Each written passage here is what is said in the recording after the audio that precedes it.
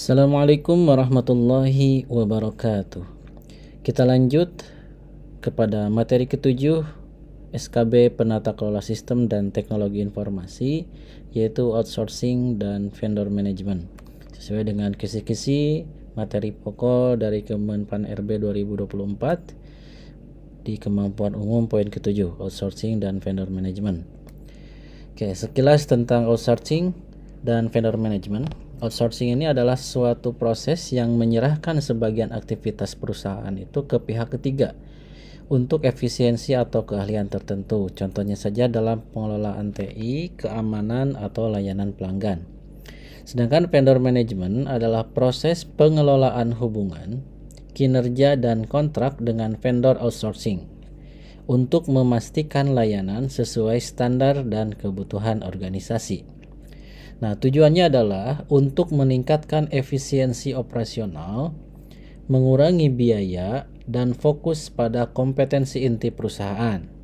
Sedangkan manfaatnya adalah dapat mengakses keahlian khusus, meminimalkan risiko operasional, dan fleksibilitas dalam skala bisnis. Nah, komponen dari vendor management yang pertama adalah pemilihan vendor. Pertama dari identifikasi kualifikasi, kemudian reputasi dan kemampuan dari vendor. Yang kedua adalah kontrak kerja. Pastikan mencakup aspek hukum, lingkup pekerjaan, dan target kinerja atau SLA, Service Level Agreement. Kemudian yang ketiga adalah evaluasi kinerja, yaitu monitoring kualitas dari layanan melalui metrik KPI. Oke, selanjutnya adalah risiko vendor. Mitigasi risiko seperti kegagalan layanan, pelanggaran data, dan ketidaksesuaian regulasi. Nah, kemudian ada risiko dan tantangan dari outsourcing dan vendor management ini. Yang pertama terkait dengan hukum, itu harus dipastikan bahwa kepatuhan hukum terhadap undang-undang ketenagakerjaan di Indonesia seperti Undang-Undang Cipta Kerja. Selanjutnya terkait dengan kendali operasional, yaitu tentang risiko hilangnya kontrol pada proses yang di-outsource. Selanjutnya adalah biaya tersembunyi. Nah, harus dipastikan ada analisis biaya yang dilakukan secara menyeluruh, tidak ada biaya-biaya yang disembunyikan. Nah, regulasi-regulasi yang terkait dengan outsourcing dan vendor management yaitu terkait dengan Undang-Undang Cipta Kerja, yaitu Undang-Undang Nomor 11 Tahun 2020. Selanjutnya terkait dengan keamanan informasi, yaitu ISO 27001. Nah, best practice-nya dari outsourcing dan vendor management ini yang pertama adalah due diligence, yaitu analisis awal terhadap kompetensi dan stabilitas finansial vendor. Kemudian ada kontrak yang jelas. Nah, dokumen kontrak ini harus memuat deskripsi layanan, hak cipta, dan kebijakan pengakhiran. Kemudian ada SLA atau Service Level Agreement, yaitu perjanjian tentang indikator layanan yang diukur seperti uptime, waktu tanggap, dan kualitas hasil. Yang keempat adalah audit dan evaluasi, yaitu melakukan audit secara berkala untuk memastikan kepatuhan dan performa. Yang terakhir adalah keamanan data. Nah, dengan menerapkan standar perlindungan data dan kebijakan akses dalam pengelolaan teknologi informasi. Baik, kita masuk ke latihan soal. Yang pertama, sebuah perusahaan teknologi sedang mempertimbangkan outsourcing pengelolaan pusat data mereka ke vendor eksternal. Hal utama yang perlu dipertimbangkan dalam kontrak adalah A. Jumlah server yang digunakan, B. Ketersediaan teknisi perusahaan, C. Layanan tambahan dari vendor, D. Perjanjian tingkat layanan atau SLA, E. Lokasi geografis vendor. Jawaban yang tepat adalah D. Perjanjian tingkat layanan atau SLA. Service Level Agreement ini adalah aspek penting dalam kontrak outsourcing karena mencakup komitmen vendor terhadap kualitas layanan, uptime, dan waktu respons. Tanpa SLA ini, perusahaan tidak memiliki standar acuan untuk menilai performa vendor. Lanjut ke soal yang kedua.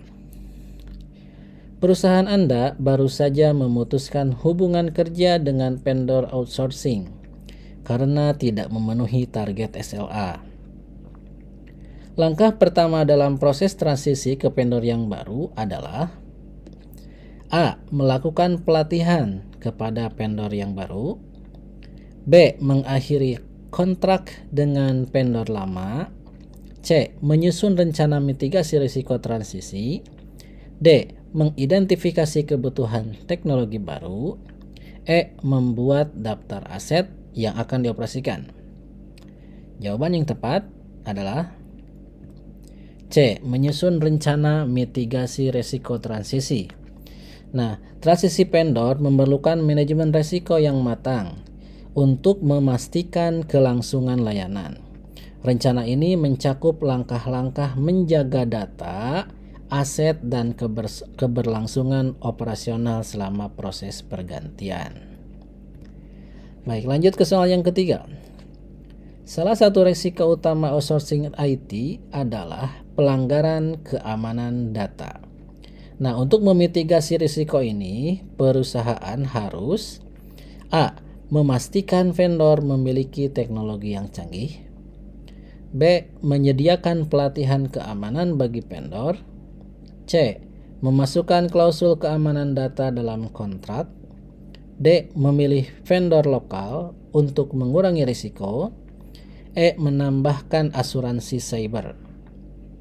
Jawaban yang tepat adalah C. Memasukkan klausul keamanan data dalam kontrak. Nah, klausul keamanan data dalam kontrak ini untuk memastikan vendor bertanggung jawab atas perlindungan informasi sensitif. Selain itu, langkah ini memberikan dasar hukum untuk menindak pelanggaran. Baik, masuk ke yang keempat. Sebuah perusahaan merasa biaya outsourcing IT meningkat secara signifikan setelah 3 tahun. Masalah ini kemungkinan besar disebabkan oleh A. Perubahan teknologi di pasar. B. Ketidakjelasan ruang lingkup kerja dalam kontrak. C. Penurunan produktivitas vendor. D. Ketergantungan pada vendor tunggal. E. Fluktuasi ekonomi global. Jawaban yang tepat adalah B. Ketidakjelasan ruang lingkup kerja dalam kontrak. Nah, ketidakjelasan ruang lingkup kerja ini seringkali menyebabkan ada biaya yang tak terduga. Nah, perusahaan perlu mendefinisikan tugas dan ekspektasi secara jelas dalam kontrak untuk menghindari biaya-biaya tambahan ini akibat dari permintaan yang di luar perjanjian awal. Sebelum lanjut ke soal yang kelima, bagi rekan-rekan yang ingin melakukan latihan tryout SKB pada formasi penata kelola sistem dan teknologi informasi, dapat langsung mengunjungi website ruang.co. Lanjut ke soal yang kelima. Dalam evaluasi vendor outsourcing, indikator kinerja utama atau IKU atau KPI yang paling relevan untuk layanan helpdesk adalah A. Waktu rata-rata menyelesaikan masalah. B. Tingkat pengeluaran vendor. C. Jumlah keluhan pengguna. D. Jumlah teknisi yang tersedia. E. Kecepatan pengembangan sistem yang baru. Jawaban yang tepat adalah A. Waktu rata-rata penyelesaian masalah.